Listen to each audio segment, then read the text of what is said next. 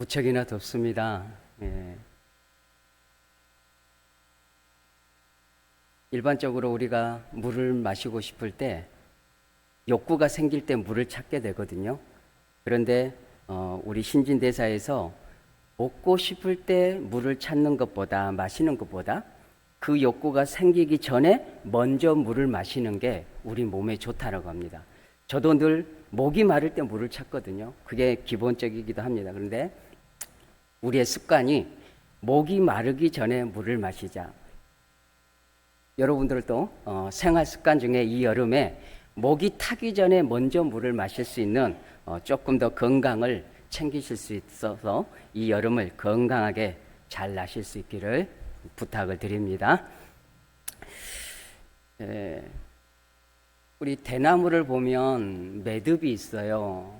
그래서 그 매듭이 있어서 휘지도 않고 물론 휘기도 합니다만 꺾이지 않고 이렇게 쭉쭉 자라서 우리가 보게 됩니다. 우리 인생도 지나온 시간들 우리 각자의 연수만큼 뒤돌아보면 그런 마디가 있어요. 각자의 다양성 속에서 각자의 사연 속에서 마디가 있다는 겁니다. 그런데 그 마디가 나무로 치면 옹기죠. 옹알이 같은 것처럼 그런 마디가 시간이 지나면서 가슴 속에 마음 속에 삶 속에 있을 때 그게 트라우마라고 그래요. 외상후 스트레스, 상처로 남는다고 그래요. 그래서 그 상처, 트라우마 이것을 어떻게 극복해내면서 삶을 살아가느냐가 또 우리 삶에 있어서 아주 중요한 부분이기도 합니다. 크게나 작게나 이러한 과거적 마디가 없는 분들은 없어요. 각자가 다 있다라는 거죠. 오늘 본문 속에서 모세가 나오는데 모세가 이제 우리 모세의 삶을 들여다보면서 오늘 본문 2절인데 오늘 본문뿐만 아니라 짧은 시간 안에 또 전체적인 것들을 좀 살펴보면서 오늘 본문을 중심으로 모세의 삶에 있어서 이 마디를 해결해 나아가는, 극복해 나아가는, 설득하고 설복해 나아가시는 하나님의 집요하심과 끈질김과 그런 모습들을 보게 됩니다. 그래서 오늘 제목대로 내 손에 무엇이 있느냐 이 제목을 가지고 오늘 말씀을 같이 나눠보고자 합니다. 먼저 모세를 생각했을 때 저 어렸을 때 진도 극장에서 영화를 본 게 너무 아직도 생생해요. 그때는 너무나 충격이었어요. 목포역을 가면 초등학교 때 목포역을 갔는데 너무너무 으리으리 목포역이 큰 거예요. 천장은 왜 그렇게 높은지요. 근데 지금 가보면 별것 아니거든요. 어렸을 때 보니까 그런 것 같아요. 우리 PPT 사진 한 장 보시면 모세를 하면 쉽게 영화가 떠올리고 이것이 상상이 되고 가슴에 남겨진 부분들이 있을 겁니다. 모세 하면 자 PPT 한번 사진 한번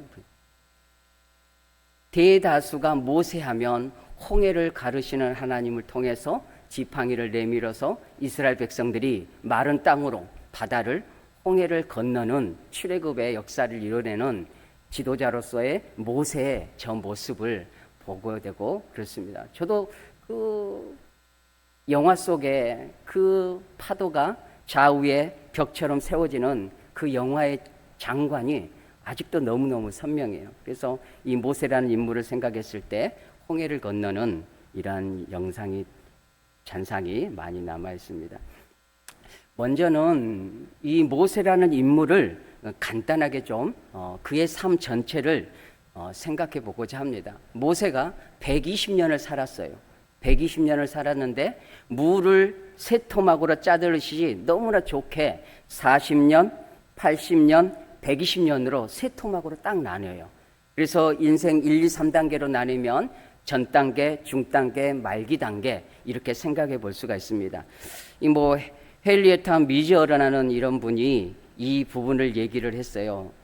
이 모세 인생을 3단계로 나눠 볼 수가 있다. 먼저 아시는 대로 모세가 출생부터 40세까지 3장에서 하나님께서 가시떨기 나무에서 이 모세를 부르시는 그 40대까지 아시는 대로 바로의 공주의 양자 아들이 돼서 왕자로서의 풍요로움과 학식과 지식을 권위를 가지고 성장 배경을 가지고 있어요. 그럼에도 그 왕궁에 있으면서도 한켠에는 뭐가 있었냐면 민족을 사랑하고 민족을 깨우고 민족을 해방시키고자 하는 그 욕망을 이 모세가 가지고 있었다는 거죠. 그래서 사도행전 7장 22절에 보면 이렇게 기록해요. 모세가 애굽 사람의 모든 지혜를 배워 그의 말과 하는 일들이 능하더라. 나이가 40이 되매 그 형제 이스라엘 자손을 돌볼 생각이 나더니, 어느 정도 성장을 했고 권력을 가지고 있고 욕망이 있고 민족을 사랑하는 마음이 있어서 이 모세가 민족을 향한 그러한 돌볼 생각을 가지고 있었다라는 거죠. 그래서 한켠에 이스라엘 민족들이 고된 노동으로 노예 일로 성을 만들고 볏집으로 벽돌을 만드는 고된 혹사를 당하는 현장을 나아갔을 때 어느 날 보니 애국 군인이 유대인들을 학대하는 거죠. 그래서 분에 못 이겨서 그 애굽인을 쳐 죽이고 살인을 한 거죠. 모래에 감춰버린 거예요. 그 다음날 또 가보니까 유대인들끼리 다투는 거예요. 야, 너희들끼리 그러지 마라. 왜 같은 민족들이 그러느냐? 그랬더니 대번에 손가락질이 그의 얼굴을 향해서, 누가 너를 우리 재판관으로 지도자로 삼았더냐? 어제 애굽인을 잘도 쳐 죽이더니 우리도 죽일 테냐? 이렇게 달라드는 모습을 보고 도망을 가게 되고, 이것이 바로 왕궁에 들려져서 정치적으로도 이 모세가 위급한 상황에서 피신을 하게 되는 겁니다. 여기까지가 40세까지 단계입니다. 나름대로 40이 됐을 때 열정과 권력과 힘과 민족애를 가지고 힘을 통해서 이루고자 했던 모세가 가지고 있었던 거 있다는 겁니다. 여기서 간단하게 우리가 짚고 넘어가자 하는 것은, 모세는 지식이 있었고 열정이 있었고 민족을 사랑하는 마음이 있었어요. 그러나 그가 아직 하나님의 도구가 되기에 부족한, 역부족한, 또 하나님의 뜻을 실현하기에는 많이 부족한 한편이 드러나는데, 그게 뭐냐면 애굽인을 쳐 죽일 때에 성경에 기록된 대로 출애굽기 2장 12절에 좌우를 살폈어요. 모세가 어디를 살폈다고요? 좌우를 살핀다는 뜻이 뭐죠? 사람 눈치를 봤다는 거죠. 내가 이 애굽인을 쳐 죽이려고 하는데 누가 보고 있느냐? CCTV는 없느냐? 사각지대를 찾아서 내가 범죄하리라. 이런 의도를 가지고 있었다는 거죠. 그래서 지식도 열정도 민족을 사랑하는 마음도 있었지만 사람의 눈치를 살피던 이 모세의 한계점이 40세에 있었다는 겁니다. 여러분들은 더 잘 아실 겁니다. 이 시점에 가장 먼저 모세가 그의 마음의 시각에 들어와야 될 분이 누구예요? 하나님인 거죠. 사람도 살펴야 되죠. 그러나 그 당시에 모세가 하나님을 살폈었더라면, 좌우를 살피기도 하지만 하늘을 우러러 살아계신 하나님을 바라보면서 그분의 뜻을 묻고 그분 안에서 민족을 사랑하는 해방의 운동을 했더라면 조금 더 방법론으로 낫지 않았을까? 조금 더 기도하지 않았을까? 물론 하나님께서 430년이 지난 이후에 출애굽시키고자 하는 그 작정을 이미 아브라함 때부터 약속하셨기 때문에 40년이 아직 부족한 거예요. 철저하게 하나님이 계획하신 속에 출애굽이 이루어졌기 때문에 그렇다는 겁니다. 그럼에도 오늘 본문을 통해서 2장 12절을 보면서 좌우를 살폈던 이 모세에게 하늘을 바라보는 하나님의 시선을 바라보는 것이 부족했다. 우리 역시 그렇습니다. 많이 부족합니다. 순간순간마다 우리 자신을 살피지 못할 때도 있고, 혹여나 사람마저도 살피지 못할 때가 있고, 더더욱이나 하나님의 시선을 외면한 채 하늘을 손바닥으로 가리고 아웅거리는 우리 삶의 현장들이 얼마나 많습니까? 부족함에도 불구하고 이 모세의 이 40세의 혈기 있는 이 모습 속에서 우리가 교훈을 얻는 것은 이 한 가지란 거죠. 하나님을 향한 그 시선을 조금 더 가질 수만 있다면, 그것을 우리 삶의, 성도의 삶의 성숙으로 가는 하나의 과정이라고 봅니다. 아이가 뒹굴고 엎어지고 일어서고 걷고 넘어지고 뛰고 성장하듯이 우리의 믿음의 영적인 삶도 하나님의 시선이 그렇지 않나 생각됩니다. 두 번째는 모세가 생각했던 때, 이만할 때는 내가 권력이 있고 힘이 있으니까 지금 이때쯤 민족을 해방시킬 수 있는 그러한 때가 아닌가라는 생각을 했다는 겁니다. 그런데 하나님의 때와 모세가 생각하는 방법과 때가 분명히 달랐다. 오늘 본문은 아니지만 12장 41절에 이렇게 기록하고 있어요. 430년이 끝난 그날에 여호와의 군대가 다 애굽 땅에서 나왔은즉, 그러니까 모세가 40세가 됐던 그때는 440년이 이르지 않았고 40년이 부족한 때예요. 하나님께서 가시떨기 나무에서 그를 불렀을 때에 80세였어요. 그러니까 하나님께서는 철저히 계획하고 계셨지만 모세는 하나님의 때를 알지 못하니까 자기의 욕망대로 이뤘다. 출애굽기 3장 9절에 아주 선명하게 이런 기록이 있어요. 3장 9절에 어떻게 기록하느냐, 먼저 보니까 이제 가라 이렇게 했어요. 하나님께서 모세에게 뭐라고 하셨다고요? 따라해 보십니다. 이제 가라. 이제 가라가 뭐예요? 이제 때가 되었다. 나의 때가 되었다. 애굽에서 종살이했던 이 민족을, 유대인들의 고통 소리를 내가 들음으로 해방시킬 그때가, 아브라함에게 약속했던 그때가 되었으니 모세야 이제 가라 라는 거죠. 성경에서 이 단어 하나가 얼마나 하나님의 계획성 있는, 철저하게 하나님의 계획 속에 이루어지는 것들을 이 단어 하나에 숨겨 놓으신 거죠. 이제 가라. 10절에서도 이제 이렇게 합니다. 이러한 성경을 읽으실 때 이런 단어 하나에서 느껴지는 그런 것도 있다는 거예요. 4장 12절에서도 동일하게 하나님께서 모세에게 이렇게 말씀하시는 거예요. 이제 가라. 내가 내 입과 함께 있어. 이제 가라. 이 짧은 한 장 남짓 되는 이 정에서 이제 가라, 이제 때가 되었다, 이제 가라 하는 것은 하나님께서 출애굽시키고자 하는 유대인들을 해방시켜 하나님이 약속하신 가나안 땅으로 향하는 가장 갈급함과 목마름을 가졌던 그 분은 누구냐? 유대인들이 아니라, 모세가 아니라 누구겠냐고요? 하나님이셨다는 겁니다. 할렐루야. 더 크게 해보십니다. 할렐루야. 그러므로 우리를 하나님의 나라로 인도하시고 우리 삶에 기쁨과 감사로 채워지게 하고 하나님의 한량없는 은혜를 부어주기 원하시는 분은 우리 자신보다도, 성도보다도 누구시냐 이거란 겁니다. 하나님께서는 우리보다도 먼저 앞서가시고 우리를 인도하시고 우리의 목마름보다 하나님의 애타는 간절한 마음이 있다는 것을 우리는 즉시하고 자각해야 된다는 겁니다.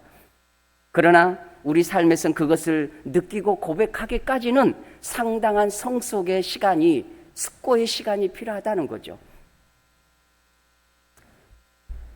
출애굽의 역사 속에서 우리가 들여다볼 수 있는 하나님의 그 간절함이, 그 때를 기다리시는 역사 속에 일하시는 하나님이 있다는 거죠. 이것이 하나님의 작정하신 때 모세가 부족했던 것이 그 두 가지, 하나님을 향한 그 시선과 하나님의 때를 인내하고 기다리지 못한 이 모세의 연약함을 통해서 우리는 교훈을 얻는 것이죠. 두 번째는 40세부터 80세까지예요. 애굽인을 쳐 죽이고 바로의 왕에 들려져서 정치적 이슈도 있는 거죠. 권력의 다툼이 있었으니까. 그러니까 모세가 그러니까 읽은 거죠. 애굽의 공주의 아들이에요. 왕자예요.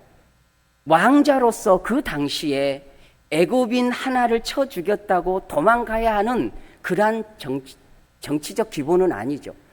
그러니까 모세를 정치적 대항자로 밀어내는 정치적 그 갈등이 있었다는 거죠. 그러니까 그것이 하나의 빌미가 돼서 모세를 저해하려는 그런 의도가 역사 속에 있었기 때문에 곧바로 도망자의 삶을 살게 되는 거예요. 그래서 40부터 80세까지 이 시기를 우리가 쉽게 표현하면 코 빠진 시기, 좌절감과 상실감과 실패감과 우울감 속에서 자기의 자존감이 바닥까지 떨어진 그 상태로 왕자에서 목동으로 양의 똥의 냄새를 맡으며 양의 엉덩이를 때리며 양목에 양치는 자로 40년 동안 사는 거예요. 너무 급박스러운 삶의 변화를 가져오는 거죠. 처음부터 목동이었다면 그 40년의 세월이 그리 큰 변화를 느끼지 않았을 거예요. 우리는 왕궁의 삶을 모르잖아요. 우리나라는 뭐 왕궁보다도 뭐랄까요, 청와대의 삶이, 권력의 맛이 우리는 몰라요. 권력의 맛은 마약 같다고 그러는 거죠. 그러니까 정치를 보면 그런 마약 중독자처럼 하는 것 같아요. 그러나 우리는 몰라요. 왜요? 그러한 권력을 맛보지 않았기 때문에 그 권력의 맛이 무엇인지 우리는 모른다는 거죠. 그러나 모세는 40년 동안 바로 왕궁에서 왕자로서의 권력의 맛을 보았기 때문에, 그러한 풍요함과 그러한 잘남을 경험했기 때문에 미디안 광야에서 40년의 목동의 생활은 크나큰 상실감과 실패감이, 트라우마가 그의 삶에 있었다. 좌절감 속에 콧빠진 인생으로 그렇게 보냈었다. 그리고 마지막 80세에서 하나님이 모세를 찾아오셔서 다시 한번 그에게 이제는 하나님의 때가 되어서 이제 가라, 바로 왕에 가서 출애굽시킬, 유대인들을 출애굽시킬 역사를 명령하시는데, 그의 결국은 4번을 거부해요. 안 됩니다, 안 됩니다, 안 됩니다. 요거 살펴보겠어요, 나중에. 그리고 설복당에서 순종해서 120세까지 안타깝게도 가나안 땅에는 들어가지 못하지만 느보산에서 그 가나안 땅을 향하여 바라보면서 생을 마감하는 40년의 사역의 기간. 그래서 이 모세의 삶을 3단계로 보면 40세, 40에서 80세, 그리고 80에서 120세, 이 3단계로 이렇게 그려볼 수가 있습니다. 자, 그러면 두 번째로 모세의 삶은 이렇게 3단계로 되어졌는데, 오늘 그 두 번째 단계가 80세 된 그때에 하나님께서 3장에서 가시떨기 나무에서 여호와께서 찾아오시는 거예요. 그걸 사명자로 부르셔서 출애굽의 지도자로 세우시기 원하시는데, 모세가 단번에 순종한 게 아니에요. 왜냐하면 지금 모세는 상처로 가득한 인생이에요. 40년 동안 온기가 들었다는 거죠. 트라우마가 있었다는 거죠. 외상후 스트레스가 세월은 지났지만 여전히 상실감에 있었다는 거죠. 또 한편으로 마음속에 민족에 대한, 유대인들에 향한 서운함과 안타까움을 가지고 있었다는 거죠. 그것이 어떻게 표현되냐면 4장 1절에 오늘 본문에서 이렇게 표현합니다. 모세가 대답하여 이르되, 그러나 그들이 나를, 여기서 그들은 유대인들이에요. 그 유대인들이 나를 믿지 아니하며 내 말을 듣지 아니하고 이르기를 여호와께서 내게 나타나지 아니하셨다 하리이다. 철저하게 유대인들을 향한 상실감과 그 서운함과 그 아픔을 가지고 있다는 거죠. 자, PPT를 하나 보시면 모세가 4번을 하나님 앞에 부르심에 거부를 해요. 자, 각각 절은 다르는데요, 빨간색을 유의 깊게 살펴보셔요. 한번 읽어보실까요? 자, 3장 11절 시작.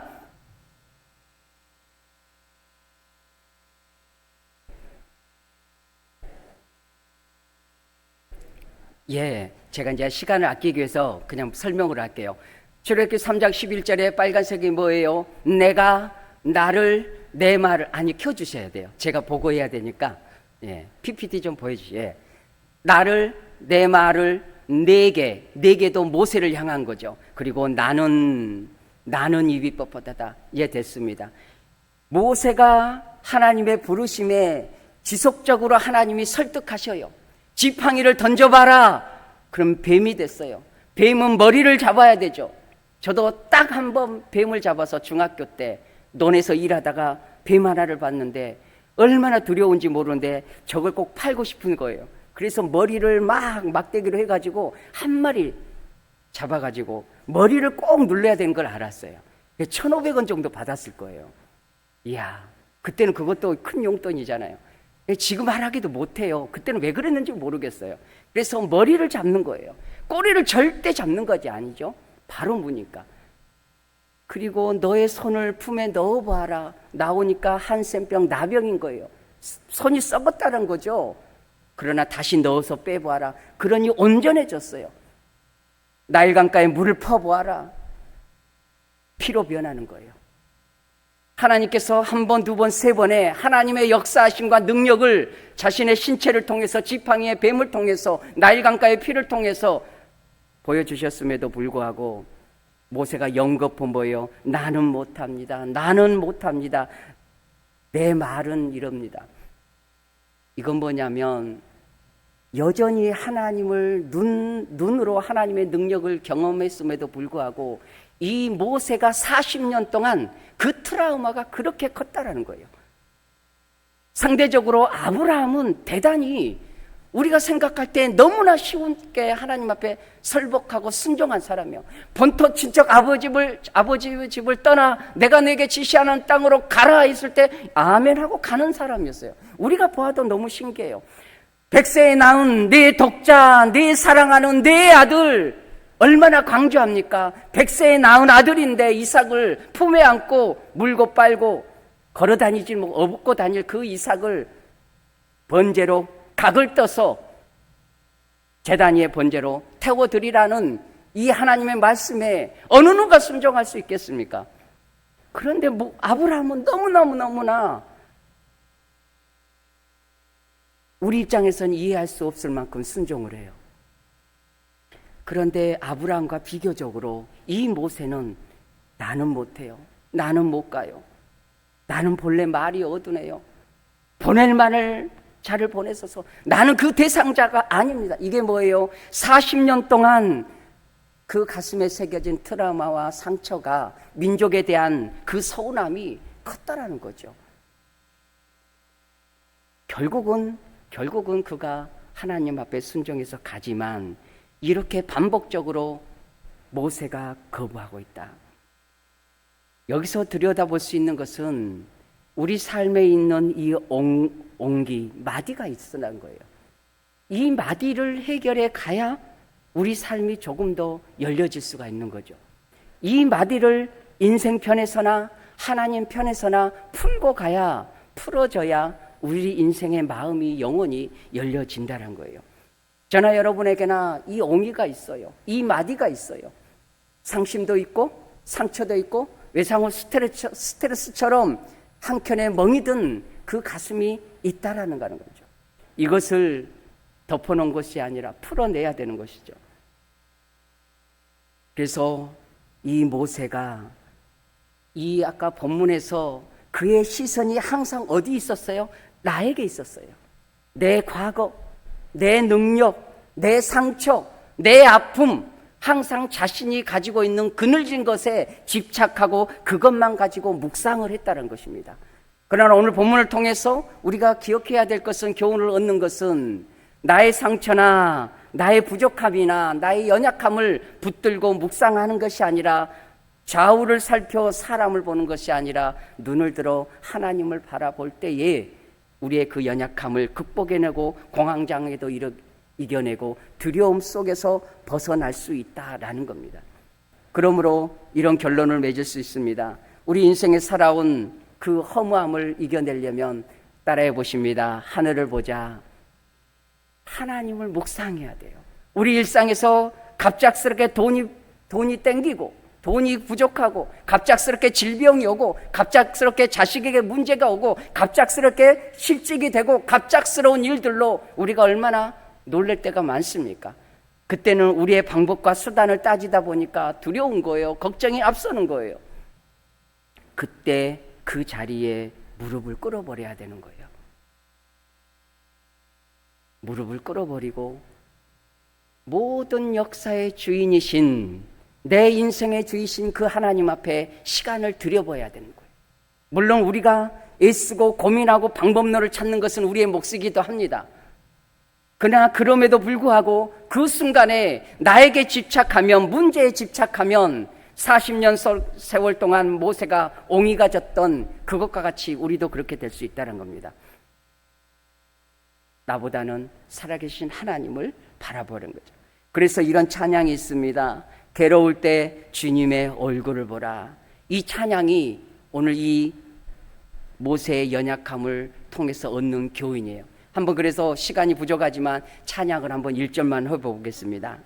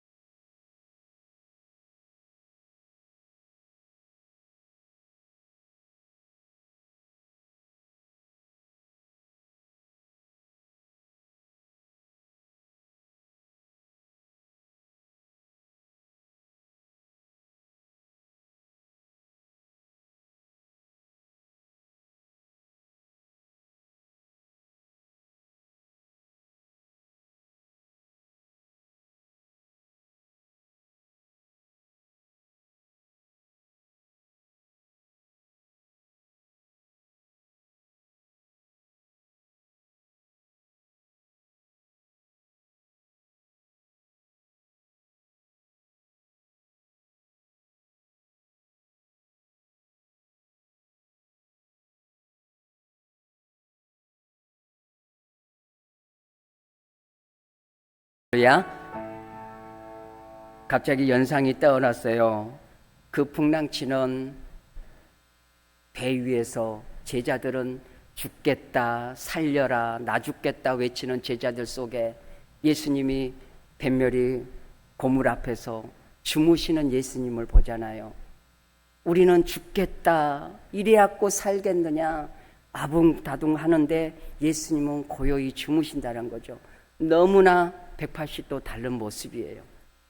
우리가 한 가지 이 본문에서 주님을 닮아가고자 하는 것은 하나님의 전적인 역사 앞에 나를 내어 맡길 때에 그 순간에 그 상황이 바뀌지 않지만 내 중심이, 내 심령이 하나님을 인정함으로 그 시간을 하나님께 내어드림으로 그 풍랑 속에서도 고요함을 누릴 수 있는 태풍의 눈을 경험하는 저와 여러분의 삶이 되어지기를 간절히 원합니다. 이제 세 번째로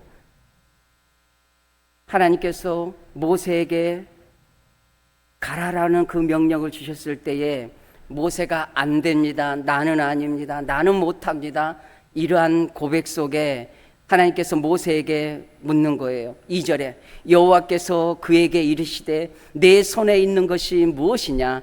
그가 이르되 지팡이니이다. 내 손에 무엇이 있느냐? 지팡이입니다. 목동으로서 40년 동안 늘 이 지팡이는 손에 쥐어진 거였어요. 지금 거의 보기 힘들잖아요. 우리 주변에 지게, 저도 어렸을 때 지게를 많이 접었어요. 뭐 짐을 많이 진 건 아니고 빈 지게를 많이 접었는데 항상 지게는 절대적으로 바늘과 실처럼 지게다리가 필요한 거죠. 지게다리가 없는 거는 거의 없어요. 지게를 지면 지게다리를 손에 쥔 것처럼 모세에게는 항상 광야 속에 지팡이가 있었다는 거죠.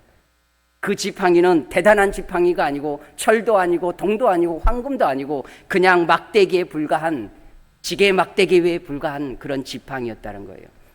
근데 내 손에 무엇이 있느냐? 지팡이입니다. 이건 뭐 지팡이입니다.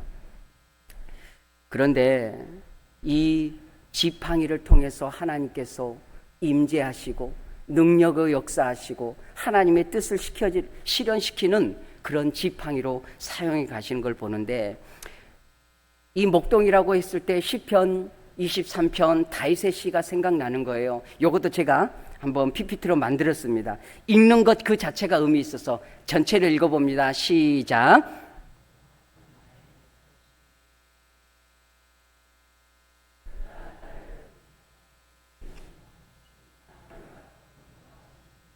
내 영혼을 소생시키시고 자기 이름을 위하여 의의 길로 인도하시는도다.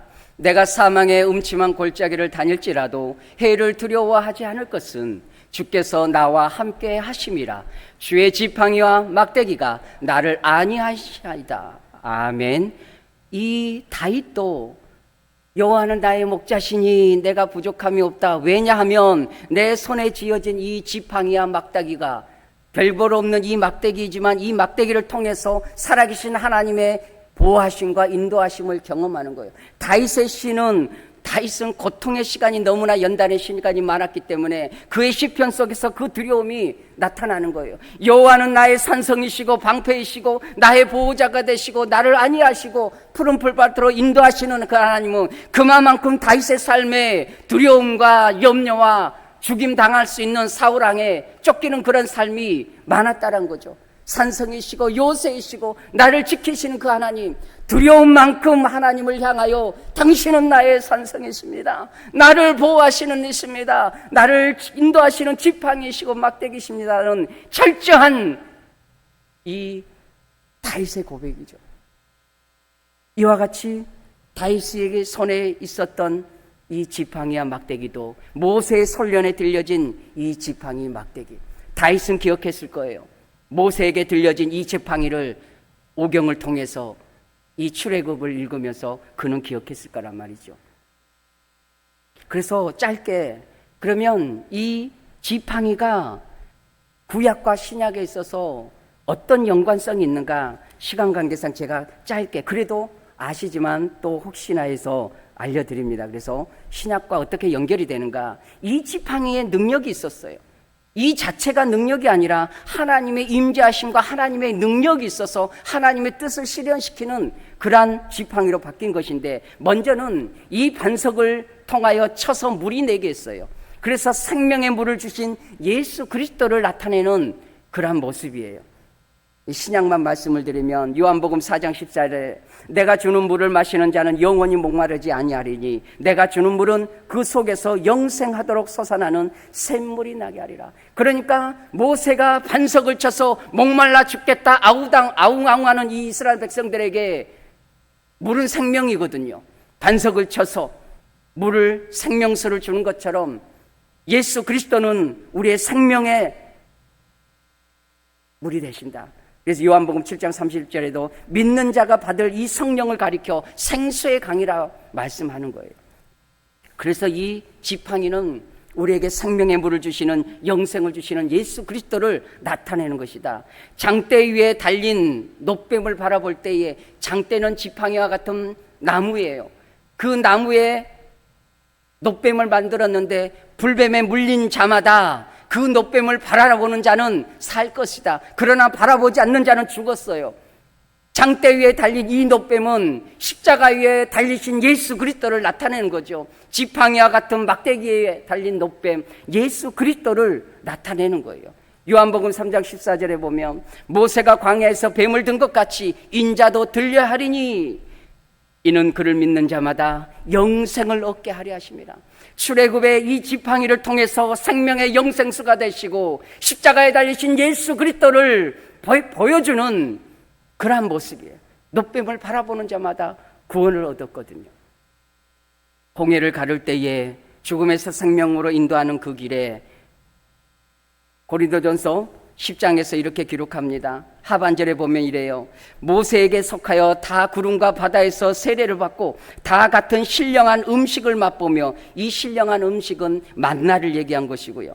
다 같은 신령한 음료를 마셨으니 이 신령한 음료는 반석을 쳐서 내어진 물을 말씀하는 거예요. 있었네요. 다 같은 신령한 음식을 먹으며, 4절 같이 읽어봅니다. 다 같은 신령한 음료를 마셨으니 이는 그들을 따르는 신령한 반석으로부터 마셨으니 그 반석은 곧 그리스도라. 아멘. 예수 그리스도를 나타내는 거예요.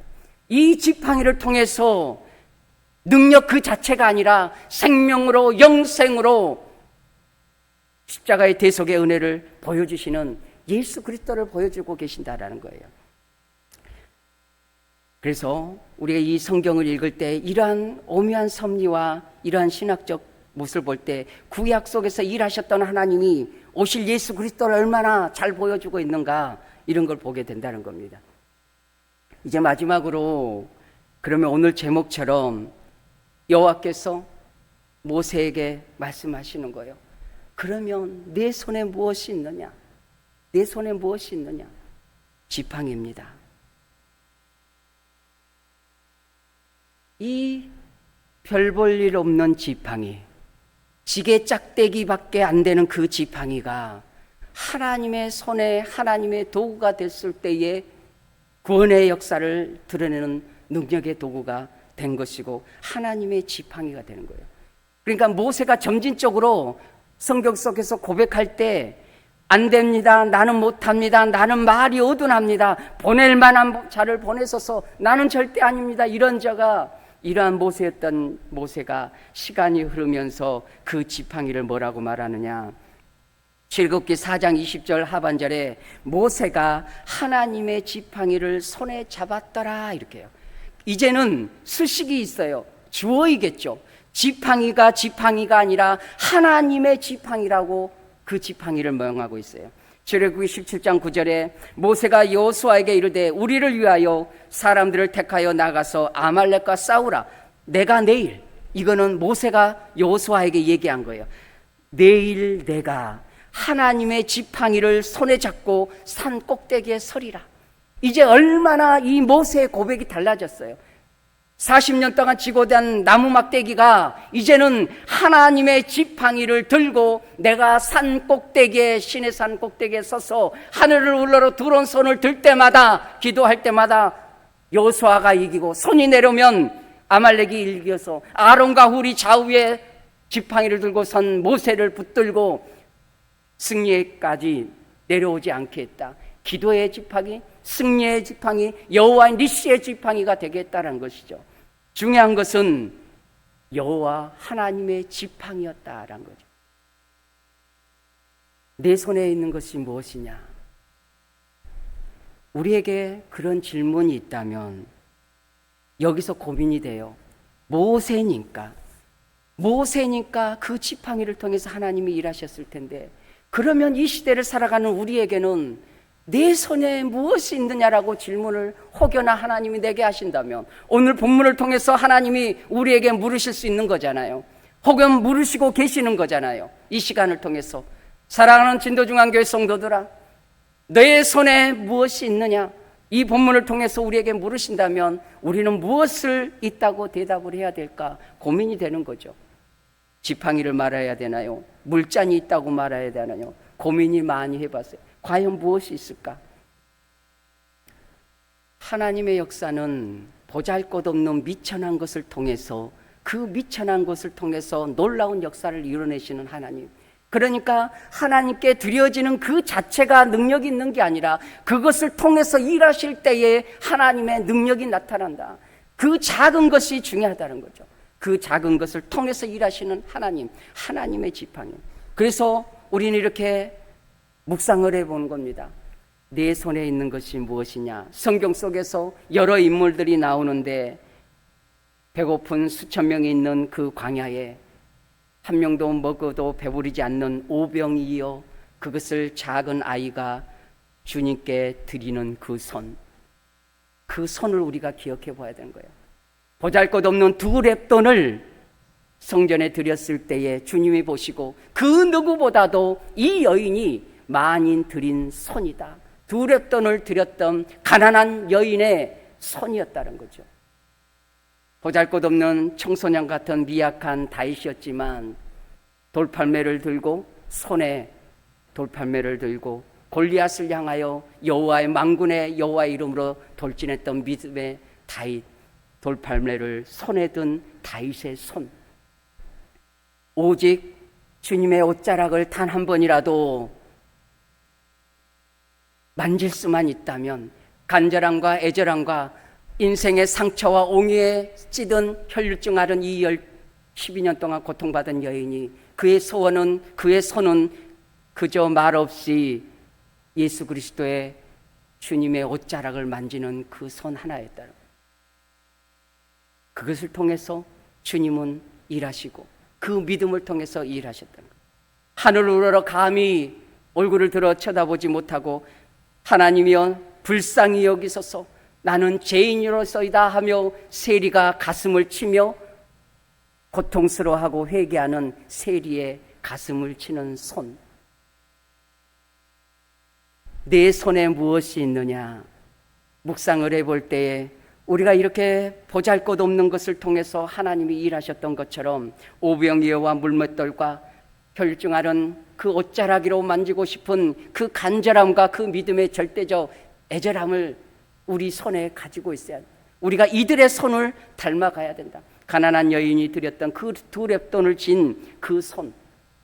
그래서 우리가 주님의 몸된 교회를 섬길 때에 우리가 무엇이 있고 학식이 있고 돈이 있고 무엇 잘남이 있어서가 위대한 것이 아니라 내 작은 것 떡 한 조각을 드리고 내 작은 예물을 드리고 작은 시간을 드릴 때에 그것을 통해서 하나님의 놀라운 일들을 이루어 가신다라는 것이죠.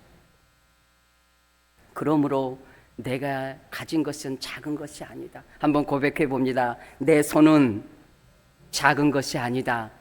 믿음으로 보셔야 되는 거죠. 믿음으로 보셔야 되는 거죠. 결론으로 말씀을 정리해 봅니다. 이 세상은 너무너무 비대해졌어요. 문명이 너무너무 발달됐어요. 이 문명 앞에, 과학 앞에 우리 자신을 들여다보면, 비춰보면 초라해서 이 세상에서 나는 무엇을 하고 있으냐 할 만큼 너무 세상에 볼 때 계란 같아서 조금은 마음이 씁쓸해요. 그럼에도 불구하고 세상에서는 너희가 환난을 당하나 담대하라. 보라, 내가 세상을 이기었노라라고 선포하시는 예수 그리스도를 향한 믿음이 저와 여러분의 손 안에 있기를 간절히 원합니다. 그 지팡이를 손에 쥐고 선포하셔야 된다는 거죠. 좌절하거나 고개 숙이거나 낭망하지 않고 작은 것이라도 주님께 드리며 내 손을 붙들고 계신 살아계신 하나님 예수 그리스도, 그분을 내 손 안에 모시고 있다. 이 영적인 은혜를 가지고 있어야 된다는 겁니다. 마지막으로 질문을 던지면서 여러분들이 답을 하셔야 되는데, 정답은 이것입니다. 생명이신 예수 그리스도, 답을 가르쳐 드리는 거예요. 생명이신 예수 그리스도입니다. 내 손에 무엇이 있느냐고 오늘 시간 주님이 내게 물으신다면, 자, 다시 한번 생명이신 예수 그리스도, 답을 지어드렸잖아요. 오늘 우리 주님께서 내 손에 무엇이 있느냐고 우리에게 질문하신다면, 생명이신 예수 그리스도, 그분이 내 안에 계시고 우리 안에 이 작은 손을 통해서 일하실 하나님을 바라봅니다. 할렐루야. 우리 찬송하고 기도하겠습니다.